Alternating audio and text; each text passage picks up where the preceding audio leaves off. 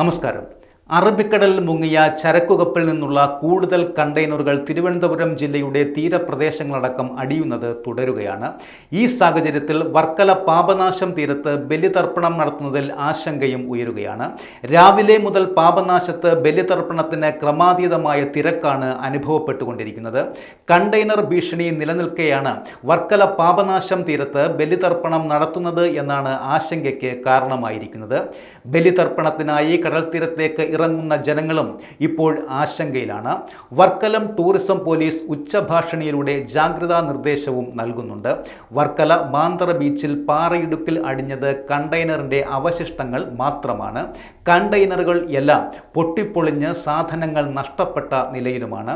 കണ്ടെയ്നറുകളിൽ അപകടകരമായ വസ്തുക്കൾ ഉണ്ട് എന്നും അതിൽ തുടരുത് എന്നും അടുത്ത് പോകരുത് എന്നതടക്കം നേരത്തെ നിർദ്ദേശവും ഉണ്ടായിരുന്നു. അതിനാൽ തന്നെ പൊതുജനങ്ങൾ വളരെയധികം ആശങ്കയിലുമാണ്.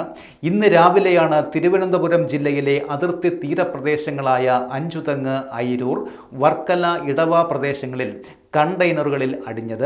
അഞ്ചുതെങ്ങ്, മാമ്പള്ളി, മുതലപ്പൊഴി എന്നീ തീരങ്ങളിൽ കണ്ടെയ്നറിനുള്ളിലെ പാഴ്സലുകളും ഒഴുകി നടക്കുന്നതായാണ് കോസ്റ്റൽ പോലീസ് അറിയിച്ചിരിക്കുന്നത്. ഉപ്പുകല്ലുകൾ പോലുള്ള വസ്തുക്കൾ തീരത്ത് വെള്ള നിറത്തിൽ അടിഞ്ഞുകൂടിയിട്ടുമുണ്ട്. പാപനാശം തീരത്ത് ഒഴുകി നടന്ന പൊളിഞ്ഞ കണ്ടെയ്നർ വർക്കല ടൂറിസം പോലീസും നാട്ടുകാരും ചേർന്ന് കയറുകെട്ടി കരയിലേക്ക് വലിച്ചു കയറ്റിയിട്ടുണ്ട്. ചരക്കുകപ്പൽ മുങ്ങിയതിനെ തുടർന്ന് കൊല്ലം, ആലപ്പുഴ ജില്ലകളുടെ തീരങ്ങളിൽ അടിഞ്ഞ കണ്ടെയ്നറുകൾ ഇന്നു തന്നെ നീക്കം ചെയ്ത് തുടങ്ങും.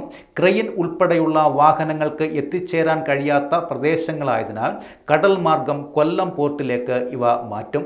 തങ്കശ്ശേരിക്ക് സമീപം ഒഴുകി നടന്ന കണ്ടെയ്നർ മത്സ്യബന്ധന ബോട്ടിൽ കെട്ടിവലിച്ച് ഇന്നലെ പോർട്ടിൽ എത്തിച്ചിരുന്നു. ഇന്നലെ രാത്രി വരെ 34 കണ്ടെയ്നറുകളാണ് തീരത്ത് അടിഞ്ഞിട്ടുള്ളത്. ഭൂരിഭാഗം കണ്ടെയ്നറുകളും ശൂന്യവുമാണ്.